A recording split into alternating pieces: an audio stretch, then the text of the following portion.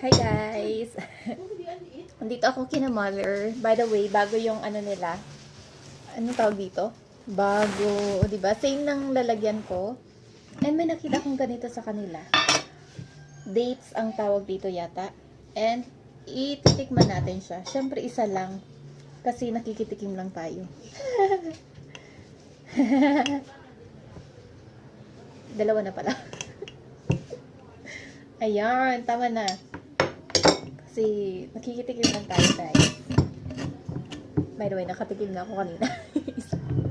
Ayun, ganito siya. And, ayun. Hindi ko pa i-reveal. Hindi ko alam yung tunay na prutas nito kung anong itsura niya sa kwan. Siguro parang grapes din. Try na natin.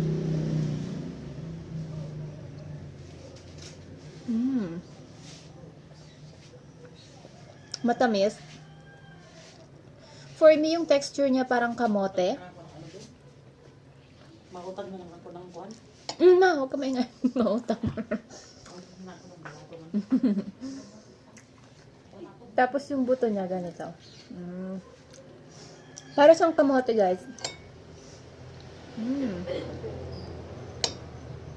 Natikman mo na to, Tutoy? Do you like it? Ah, hindi daw gusto ng bata. Siguro, hindi siya kaya ng 5 pieces in one sitting. Mga 3 lang or 2. Kasi maano siya sa ngipin. Malagkit, ganun. Pang dessert, ganun. Dessert? Tama ba? Ayun, last na guys.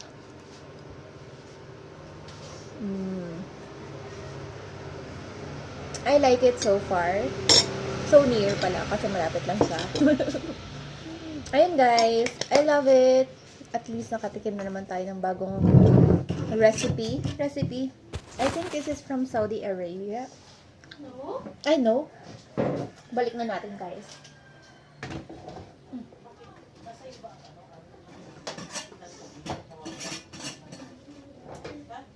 Ayun guys. Natikman nyo na ba yon? Sabihin nyo sa akin if natikman nyo na. Bye!